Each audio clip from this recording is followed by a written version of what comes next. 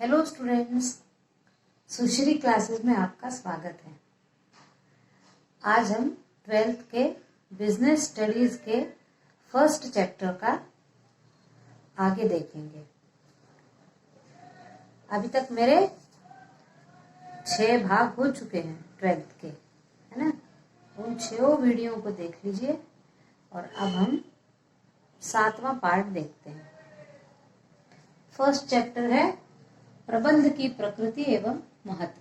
इसमें हम देखेंगे भारत में प्रबंध की आवश्यकता और महत्व, यानी भारत में मैनेजमेंट का क्या उपयोगिता है, क्या भारत में मैनेजमेंट की आवश्यकता है और उसका भारत के लिए क्या महत्व है।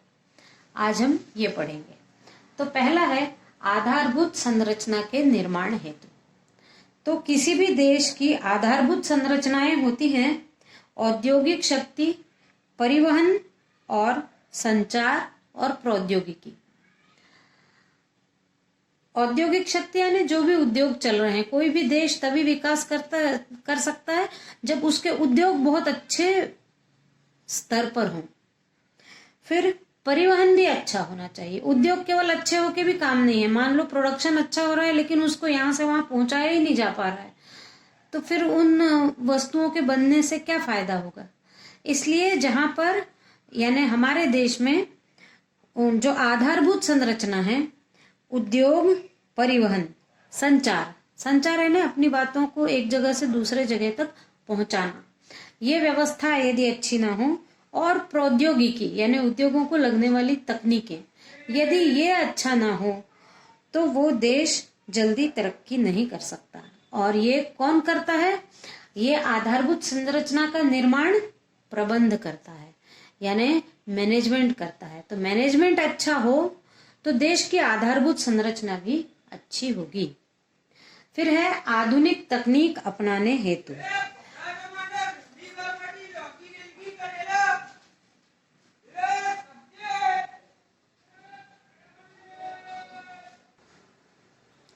अब भारत के आधुनिक तकनीक अपनाने हेतु जो भारत के वैज्ञानिक है वो निरंतर नई नई तकनीकों का खोज करते रहते हैं।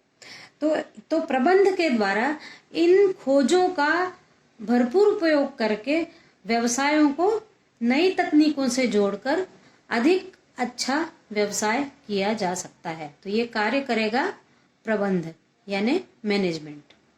फिर है रोजगार के अवसरों में वृद्धि।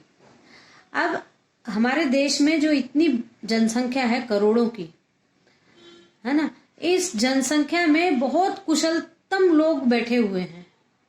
तो प्रबंध के द्वारा इस प्रकार की कुशलता का बहुत अच्छे से उपयोग किया जा सकता है और रोजगार के नए नए अवसर उनको प्रदान किए जा सकते हैं। ये प्रबंधक कर सकता है। प्रबंधक ये काम कर सकता है कि अपने व्यवसाय के अंतर्गत इस प्रकार के कार्य करें या इस प्रकार की तकनीकों का विकास करें जिससे अधिक से अधिक लोगों को उस व्यवसाय के कारण रोजगार मिल पाए। तो ये हमारे भारत में अभी रोजगार की समस्या है ही, इसलिए ये बहुत आवश्यक है कि हर व्यवसाय में ऐसा प्रबंधन हो कि रोजगार के नए नए अवसर लोगों को प्राप्त हों और उनकी जो कार्यक्षमता है उस कार्यक्षमता का देश के विकास के लिए उपयोग किया जाए। फिर है कर्मचारियों की कुशलता में वृद्धि के लिए। अब देखिए, प्रबंधक का काम है कि कर्मचारी जो है उसकी कुशलता का किस प्रकार से उपयोग किया जाए और उसकी कुशलता को कैसे बढ़ाया जाए।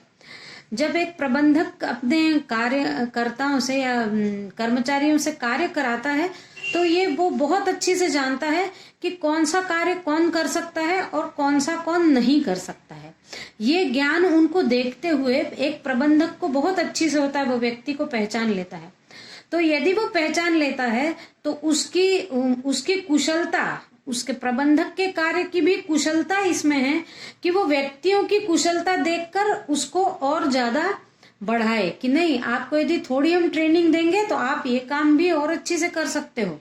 इस प्रकार उनको थोड़ा उनके यदि योग्यता को निखारा जाए तो वो उस व्यवसाय के लिए प्रबंधक बहुत कम लोगों के बीच रहते हुए भी कुशलता पूर्वक काम करा सकता है। फिर है उपभोक्ता के हित संवर्धन हेतु। अब प्रबंधन का ही काम है कि उपभोक्ताओं का हित हो। उपभोक्ता यानी हम जैसे लोग, जैसे अपन सारे वस्तुओं का उपभोग करते हैं तो हम उपभोक्ता कहलाते हैं। उपभोक्ताओं का हित हो यानी उनको सारी वस्तुएं, नई तकनीकों से जुड़ी, नई खोजों से जुड़ी सारी वस्तुएं उचित मूल्य पर प्रदान की जाए ताकि प्रत्येक स्तर का उपभोक्ता वस्तुओं को खरीद पाए। तो उपभोक्ताओं के हित को देखना, उपभोक्ताओं का हित इसी में है कि उनको कम रुपया देना पड़े और अच्छी क्वालिटी की वस्तु उनको मिल जाए। तो इस प्रकार का प्रबंधक कार्य कर सकता है। फिर है आर्थिक विकास द्रुत गति से करना, यानी ये प्रबंधन का काम है कि किस प्रकार से किसी देश की आर्थिक विकास करने के लिए समस्याओं से अवगत होकर बिना रुके वो उस व्यवसाय का आर्थिक विकास करता रहे। जब प्रत्येक व्यवसाय अपना अपना आर्थिक विकास करेंगे तो अपने आप देश का भी आर्थिक विकास होगा। फिर है संसाधनों के समुचित उपयोग हेतु। अब संसाधन तो सब है और प्रत्येक के पास सीमित संसाधन है, क्योंकि दुनिया में ही कुछ संसाधन बिल्कुल सीमित हैं। इन सीमित संसाधनों का उपयोग ज्यादा से ज्यादा करके, उनको वेस्ट ना करके, कर्मचारियों के कुशलता का और उनके शारीरिक श्रम का अधिक से अधिक उपयोग करके वो किसी भी व्यवसाय को अच्छा बना सकता है। तो संसाधनों का भी समुचित उपयोग प्रबंध के द्वारा ही किया जा सकता है। फिर है श्रम व पूंजी में मधुर संबंध। श्रम और पूंजी में मधुर संबंध होना ही चाहिए। श्रम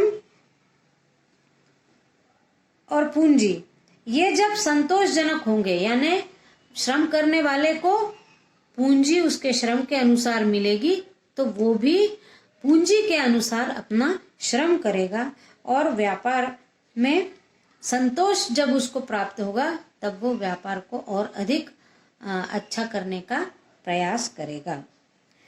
अब टाटा आयरन एंड स्टील, आपने सुना होगा। टाटा आयरन एंड स्टील अपने भारत में बहुत बड़े उद्योगपति हैं। उद्योगपति है श्री JRD टाटा। इन्होंने 1965 में अपने ही उद्योगों के लिए एक प्रबंधकीय प्रशिक्षण का केंद्र स्थापित किया है। प्रबंधकों का जहां प्रशिक्षण, मैनेजमेंट का प्रशिक्षण जहां दिया जाता है, ऐसे केंद्र की स्थापना करके इन्होंने अपने उद्योग को बहुत आगे बढ़ाया है और आज भारत के नामी उद्योगपतियों में से टाटा जो है वो बहुत फेमस है।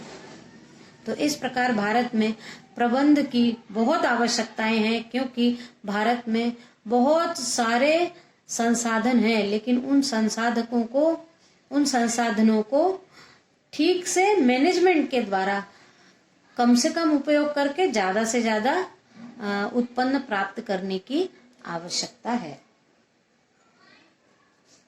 बस इस वीडियो में इतना ही। मिलते हैं अगले वीडियो में। Thank you.